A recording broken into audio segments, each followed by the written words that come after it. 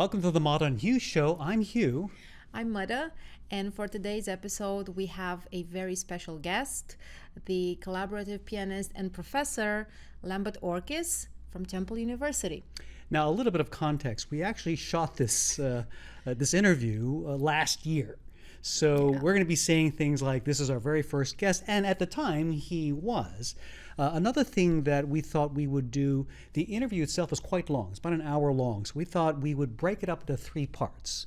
So this will be part 1, and we get a chance to, first we'll start the whole thing by hearing a little bit of Lambert Orkis playing some solo Chopin from his home, and then tell us a little bit about where we shot the episode. So the episode we shot at Temple University in Rock Hall. Actually, it's the Boyer College of Music, part of Temple University. So Rock Hall has this beautiful stage, the auditorium, and we decided to do it there. And I must say that during that hour, I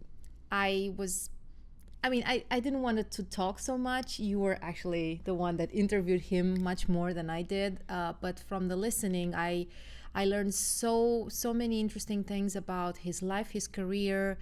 And although, I've been working with Professor Orkis for 5 years. Wow. Yeah, it seems actually longer than that. It never ceases to surprise me to discover some new things about him, about his personality, about his way he approaches music, and much more important than that, the way that he approaches life, which is very much connected with the way he approaches music. And it's always something new for me to discover or to recapitulate, right? To remember. And before we actually delve into the part 1 of the interview, I wanted to ask you, what has been the impact so far that Professor Orkis had upon you when we went to play for him and from the talks that we had with him? It's been really interesting is that I knew of Professor Orkis, but I never actually met him in person. I only heard of his reputation, and it was really thanks to you, since you are his student and working with him directly, and through you I had a chance to finally connect with him. And even though we had a shared lineage of both having graduated from Curtis and both having studied with Eleanor Sokoloff, it's been wonderful just to connect with him on a personal level, a musical level. The few times we've had a chance to play for him, he has a wonderful, wonderful insight into musicianship. I would say unique. I would say unique. Yeah, and so, and I hope we can continue to play for him for many more years to come, even after you graduate. So, that's for sure. But he's also become. He's such a warm, wonderful human being, a tremendous artist. And I think many times it's so wonderful when you see the two come together, great art and great humanity. And he's just become such a dear, dear friend of ours on a personal level. It's actually funny to witness the talks between you and him about sci-fi and about cameras. That comes this is something that I just sit back and listen and enjoy and learn. That's part 3. But let's start up with part 1. And in the very beginning, we really start with the beginning of Lambert Orkis's musical beginnings. Yeah. So what drew him into music, his beginnings, his family, about his origins, his challenges, pursuing the musical career, and the first encounters with illustrious musicians that will continue into part 2. I mean, the experiences that led to his wonderful life experiences that he has had. So, without any further delay, part 1 of our interview of pianist Lambert Orkis.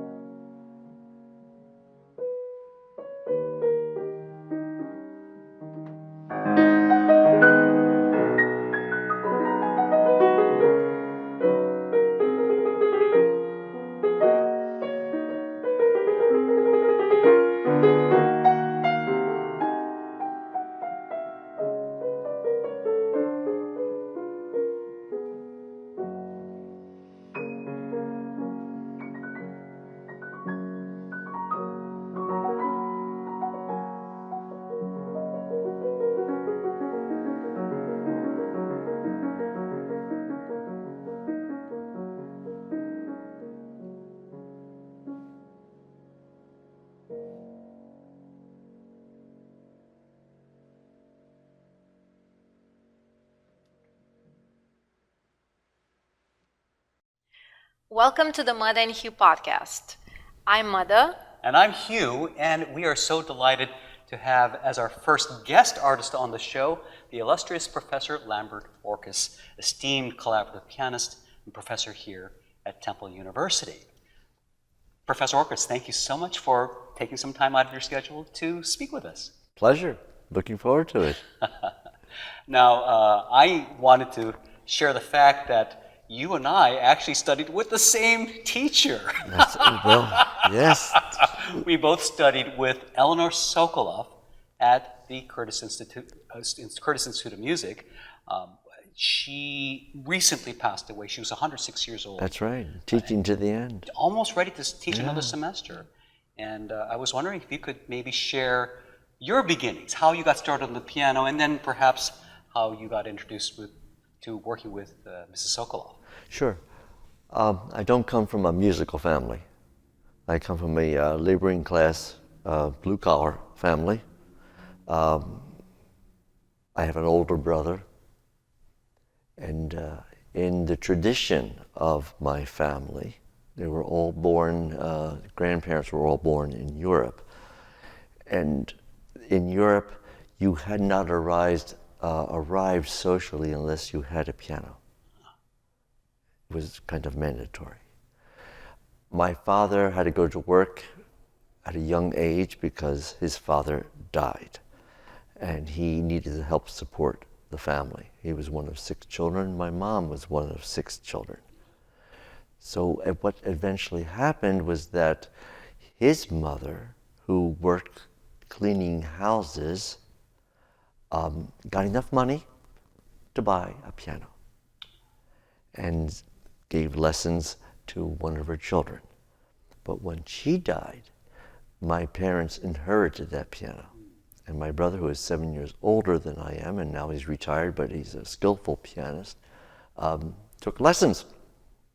I was 7 years younger, and wow, that sounded wonderful. I remember this black upright piano, and I'd go and play notes. But that was neither here nor there. I mean, I was just a tiny toddler, basically. When I was in kindergarten, the kindergarten teacher in Philadelphia, at the Edmond School, Northeast Philadelphia, recognized that I had some sort of talent because I picked up things quicker than the other kids in the class. So she told my mother he should get some formal lessons. And my mother decided to look up what her teachers were in the area. There was a conductor by the name of Guglielmo Sabatini. And for the first 4 years of my life, that's who I studied with. learn how to read music. I was just constantly learning new things.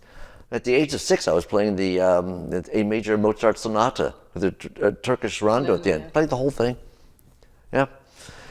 But as time went on, my mom, who was not a tiger mother, she wasn't pushing any kind of profession, but with my dad working nights and working very hard and trying to make ends meet, she, as what many parents in those days wanted for their children, was to have the children have a better life than they did. And she thought music was my way out, perhaps. So she was mindful of what talented children were doing in the Philadelphia area. She would read the reviews in the Philadelphia Inquirer and the Philadelphia Bulletin. We had 2 major newspapers back then. And saw that many of the children who were playing for the children's concerts at the Philadelphia Orchestra studied with Eleanor Sokoloff. So she had the temerity to call her one day and go in, and we went into Center City on Delancey Street where the studio was. Her old house. Her old house where the Kimmel Center now resides. And I went and played. I was all of 10 years old. That was the house. That was the room on the second floor. That was a room on the second floor. She was an intimidating presence. I went and played. She accepted. It was an enormous hit to the budget of the family, but my parents, they believed in self-sacrifice. And I'm sorry, how old were you again when you started 10. lessons? You were 10 when you started lessons with Mrs. Sokoloff. That's right. And I can remember the first lesson vividly. Was she had designed for me the scenes, the Kinderszenen of Robert Schumann, scenes from childhood.